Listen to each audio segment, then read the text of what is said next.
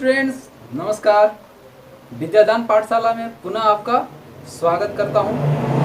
और आज हम लोग प्रश्नावली 3.4 का बचे हुए क्वेश्चन करेंगे। आज और मज़ा आने वाला है। अगर आपने पीछे का वीडियो देखे होंगे और नहीं देखे होंगे तो आप कमेंट सेक्शन में जाइए और वहां पे देखिए। ठीक है, आइए हम लोग अगला क्वेश्चन करते हैं। तो अगला क्वेश्चन क्या है? Third question. देखिए थर्ड क्वेश्चन क्या है। देखिए ये क्वेश्चन का इंपॉर्टेंट क्वेश्चन है, एग्जाम में अक्सर आते हैं क्वेश्चन। देखिए यहाँ पर क्या है, क्या बोल रहा है। जैसे देखिए आपको मैं क्वेश्चन पहले समझा दूं। जैसे देखिए मान लीजिए यहाँ पर क्या बोल रहा है क्वेश्चन। देखिए क्या बोल रहा है, दो अंकों की संख्या। जैसे दो अंकों की संख्या कोई भी ले लीजिए, जैसे 54 हो गया, 62 हो गया, 66 हो गया। ये सारे क्या है? दो अंक की हैं। अगर 100 की बात करूँ तो ये 3 अंक की है। 978 की बात करूँ तो ये 3 अंक की है। तो इसको हम लोग मान लीजिए कि अगर हम लोग स्थानीय मान के रूप में लिखेंगे तो कैसे लिखेंगे? 6 गुना 10 और प्लस में 6 गुना 1। इसको लिखेंगे तो 6 गुना 10 प्लस में 2 गुना 1, ऐसे लिखेंगे। तो ये स्थानीय मान। इसको लिखेंगे किसे? 9 गुना 100 प्लस 7 गुना 10 और प्लस में क्या करेंगे? 8 गुना 1। यही तो करते हैं। तो यहाँ 900 हो जाएगा और यहाँ पे 70 हो जाएगा और प्लस में 8 हो जाएगा। ये फाइनली जोड़ेंगे तो 978 आएगा। तो ये आपका क्या हो जाएगा? तो संख्या, इसको तो संख्या बोलेंगे, लेकिन एक एक को जब लेंगे तो उसको क्या बोलते हैं? अंक बोलते हैं। तो इसमें क्या क्या अंक है? 9 है, 7 है, 8 में। इसमें क्या क्या अंक है? 6 और यहाँ पे 6। इसमें क्या क्या अंक है? तो 5 और 4 है। इसमें क्या है? तो 6 और 2 है। लेकिन संख्या बोलेंगे तो क्या है? 54 है। संख्या बोलेंगे तो क्या है? 62 है। तो ये चीज को अब संख्या और अंक में जब आप अगर डिफ्रेंशिएट कर लेंगे, आप उसमें अंतर जान मतलब समझ में आ जाएगा, तो आपको क्वेश्चन आसानी समझ में आ जाएगा। देखिए क्वेश्चन क्या है, चलिए क्वेश्चन पे आते हैं। क्वेश्चन क्या बोल रहा है? ये क्वेश्चन बोल रहा है कि दो अंकों की संख्या के अंकों का योग 9 है। देखिए तो देखिए, माना कि क्या कीजिए आप, माना कि दहाई अंक, इकाई अंक लीजिए, इकाई अंक x है तथा दहाई अंक y है। ठीक है, इकाई अंक x है, दहाई अंक y है। तो इसको आप ऐसे लिखेंगे, जैसे मान लीजिए कि 54 था, तो इसमें दहाई ये हो गया, इकाई ये हो गया। तो मैंने दहाई क्या लिया हूँ? y लिया हूँ। तो यहाँ पे दहाई हो जाएगा y और इकाई क्या हो जाएगा? अगर मैं इसको संख्या को लिखूं तो क्या हो जाएगा? ये लिखूं तो y गुना 10 और प्लस में क्या हो जाएगा? x गुना 1। ये संख्या हो जाएगा। तो ये तो आपका संख्या हो गया। अब ये क्वेश्चन बोल रहा है प्रश्नानुसार क्या बोल रहा है कि इनके अंकों को जोड़ने पर क्या आता है? 9 आता है। दो अंकों की संख्या के अंकों का योग क्या है? तो प्रश्नानुसार क्या है? x प्लस y को जब जोड़ रहे हैं तो क्या आ रहा है? 9 आ रहा है। तो ये समीकरण नंबर 1 बोल, ये क्वेश्चन बोला।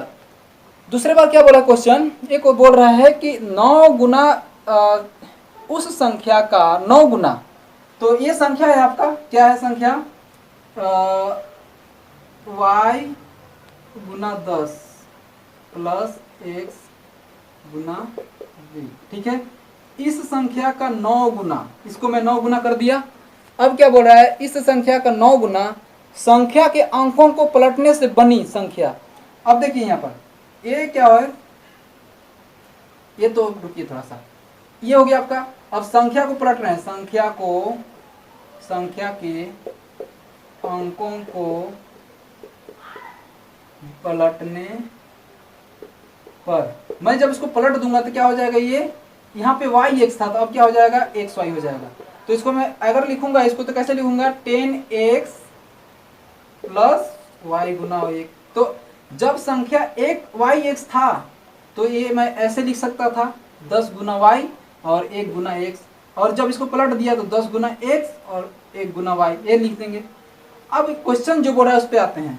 तो क्वेश्चन क्या बोल रहा है कि इस संख्या का 9 गुना, तो संख्या तो आपका ये है, यानी कि y(x) का 9 गुना। ठीक है, क्या बोल रहा है? इस संख्या के अंकों को पलटने से बनी संख्या का। तो पलटने पर क्या बन रहा है? तो xy बन रहा है, पलटने से बनी संख्या का 2 गुना, तो इसका 2 गुना। ठीक है, वह तो 2 गुना है, यानी कि इस संख्या का 9 गुना पलटने पर बन के उसका दुगना है। ये 9 गुना क्या है इसका? तो इसमें 2 का गुना मैं कर दूंगा तो आंसर दोनों के सेम नहीं हो जाएगा। अब जो क्वेश्चन बोल रहा है उसको सोल्व कीजिए। क्या हो रहा है 9, और ये क्या होता है, ये हो जाएगा 10y और ये हो जाएगा x इंटू 1, ये हो गया आपका। और ये कितना हो जाएगा 2 इंटू 10x और ये हो जाएगा y इंटू 1, ये आपका हो गया। क्लियर हो गया क्या? ये चीज तो क्लियर होने जाना चाहिए। क्या किया मैंने कि संख्या, ये तो संख्या आपका पहले क्या था, पहला संख्या यही था। अब इसको मैं ऐसे भी लिख सकता था जैसा स्थानीय मान में बार बार बता रहा हूँ। इसको आप थोड़ा सा ध्यान दीजिएगा तो आपका क्वेश्चन बहुत ईजी होने वाला है। देखिए ये संख्या को मैं ऐसे लिख सकता हूँ। अब ये बोल रहा है कि संख्या का 9 गुना, तो ये संख्या है उसका 9 गुना संख्या को पलट दिया तो क्या हो जाएगा, जैसे yx था तो अब xy हो जाएगा, पलट दिया तो पलटने पर तो क्या होता है 2 गुना हो जाता है। इसका 9 गुना जब पलट दिया तो 2 गुना हो जाता है। आ गया। अब जैसे मैंने लिखा यहाँ पर उसको आप पलटने पर ये लिखिए, ये क्लियर हो गया। अब इधर ध्यान दीजिए, यहाँ पे जो हो रहा है उसको कर दीजिए तो क्या हो जाएगा 90y और यहाँ पे कितना हो जाएगा x गुना 1 तो x ही रह जाएगा यहाँ पर, x कितना 9x और यहाँ पर हो जाएगा 20x और यहाँ पर कितना हो जाएगा 2y। ठीक है। अब इधर इसको y को एक तरफ कर दीजिए तो 90y और माइनस का 2y और इधर क्या हो जाएगा 20x और माइनस का 9x, तो कितना 90 में से 2 कटाएंगे कितना हो जाएगा 88y और यहाँ पर कितना हो जाएगा, ये 20 में से 9 कितना हो जाएगा, ये हो जाएगा 11x। ठीक है। तो ये आपका आ गया, यानी कि 88/11y करूंगा तो यहाँ पे x आ जाएगा, 11 अठे 88, यहाँ पे गुना में है तो ये नीचे आएगा तो भागा में आ जाएगा, तो कितना आ गया 8y, x बराबर क्या आ गया, x बराबर आपका 8y आ गया। ठीक है। अब यहाँ पर देखिए x का मान समीकरण 1 में रख दीजिए, या फिर इसको आपको तो ऐसे करना है ना, यहाँ देखिए 8y प्लस x हो जाएगा माइनस x बराबर क्या हो जाएगा 0 हो जाएगा। अब यहाँ पर देखिए समीकरण नंबर 2 हो गया। हम लोग क्या कर रहे थे, हम लोग कर रहे थे एलिमिनेशन, यानी कि हम लोग कर रहे थे विलोपन विधि। तो देखिए समीकरण नंबर x में क्या दे रखा है और यहाँ 1 में क्या दे रखा है, 2 में क्या दे रखा है, तो यहाँ पे लिखिए समीकरण 1 में 2 को जोड़ने पर, जोड़ने पर देखिए क्या मिलता है अपने को, देखिएगा।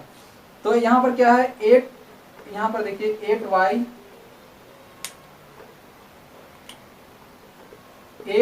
माइनस x बराबर में 0, और क्या मैं इसको ऐसे लिख सकता हूँ क्या y प्लस x बराबर में 9, क्या x प्लस y या y प्लस x एक ही बात हुआ, तो x एक साथ में हो रहा था इसलिए मैं इसे कर दिया।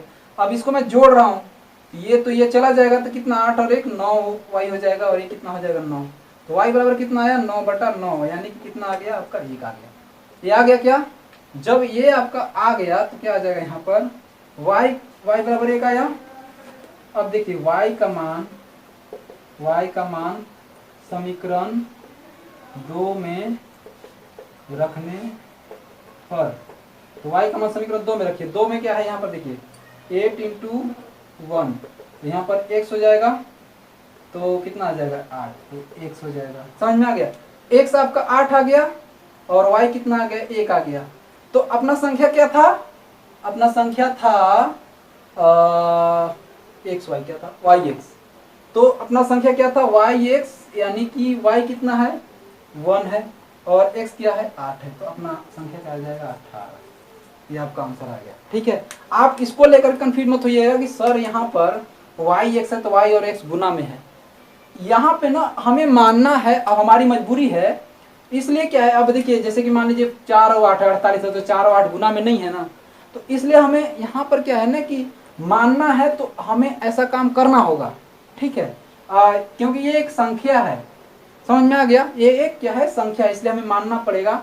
तो यहाँ पे क्या है कि मान के चलना है, इसलिए क्या है ये एक संख्या है, और संख्या कभी भी क्या होता है, जैसे 4 और 8 ये कभी भी क्या होता है गुना, 5 9 ये कभी गुना में तो होता नहीं है, इसलिए हमारी मजबूरी है, इसलिए हमने ऐसा किया। ठीक है, कि यहाँ पे हमने yx लिखा और यहाँ पे xy लिखा।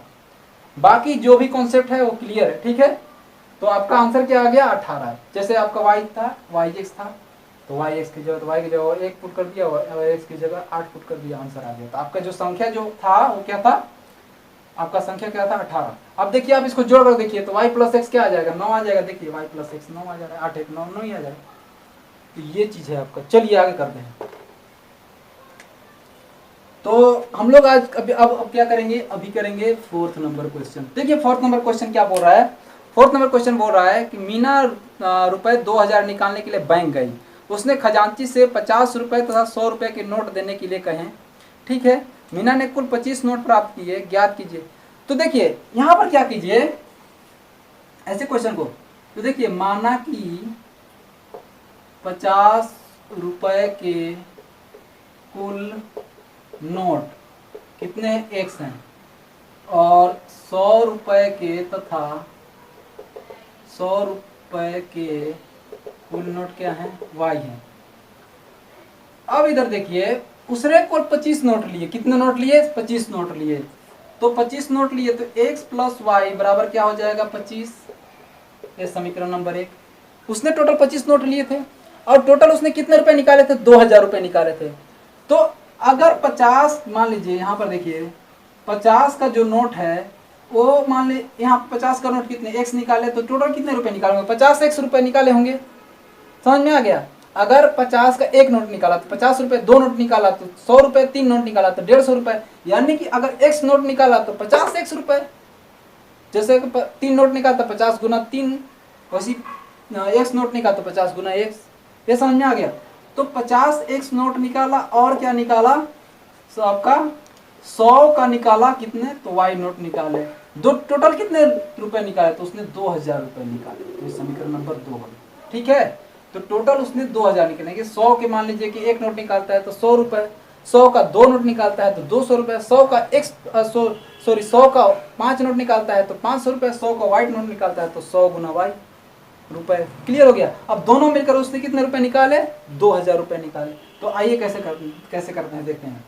तो ये आपका हो गया। आप इसको थोड़ा और कम कर सकते हैं। देखिए ये आप चाहें तो 50 को कॉमन ले लीजिए। तो 50 कॉमन ले लिया मैं तो यहाँ पे x बचेगा, यहाँ पे 2y बचेगा और यहाँ पर 2000 हो जाएगा और यहाँ पे x प्लस 2y बराबर में क्या आ जाएगा 2000 बटे में 50 आ जाएगा। तो ये कट जाएगा 5 चौका 20। ठीक है, x प्लस 2y बराबर में कितना आ गया 40।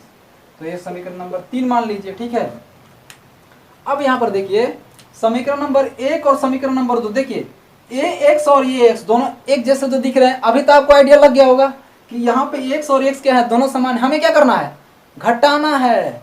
समझ में आ गया। हमें क्या करना है घटाना है क्योंकि दोनों एक जैसे दिख रहे हैं और यहाँ पे कहीं भी क्या है माइनस का चिन्ह है नहीं। तो हमें क्या करना होगा घटाना होगा। तो ये चीज तो आइडिया लग गया। हमने इतने सारे क्वेश्चन किए, ये चीज तो आइडिया लग ही गया होगा कहाँ पे घटाना है कहाँ पे जोड़ना है। ठीक है, ये दोनों समान दिख रहे हैं, हमें इसको किसी तरह से विलोप करना है, इसीलिए तो इसका नाम है विलोपन। अब आइए देखते हैं। तो समीकरण नंबर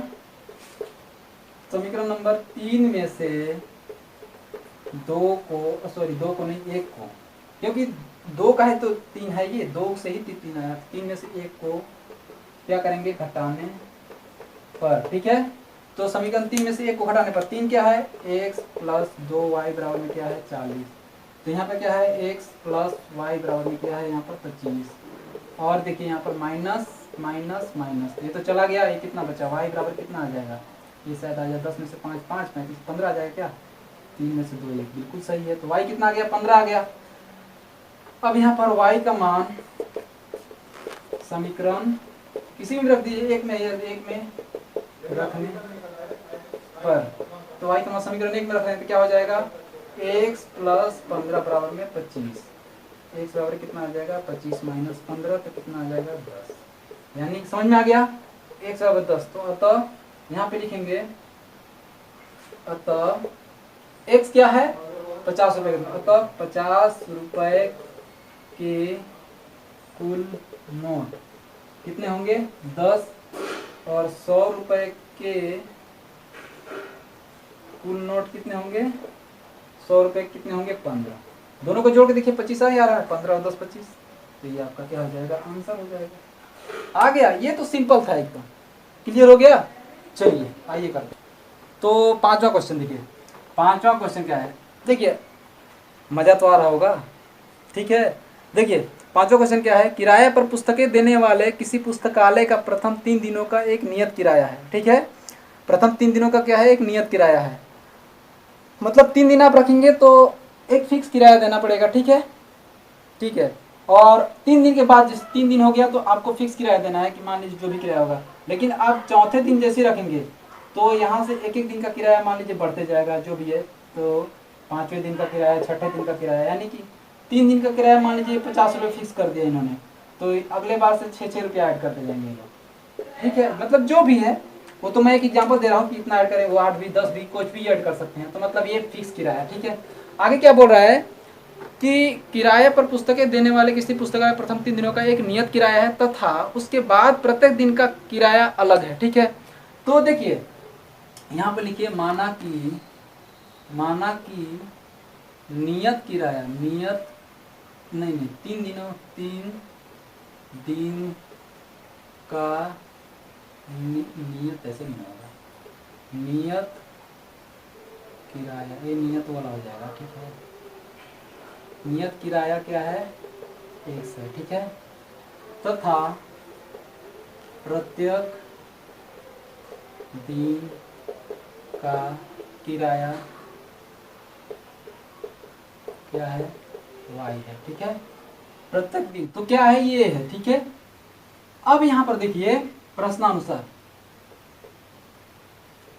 क्या प्रश्नानुसार है कि उसने 27 रुपए दिए, कितने दिन के लिए, 7 दिनों के लिए। तो देखिए क्या हो जाएगा, 3 दिन का किराया, 3 दिन का किराया, ठीक है, प्लस अतिरिक्त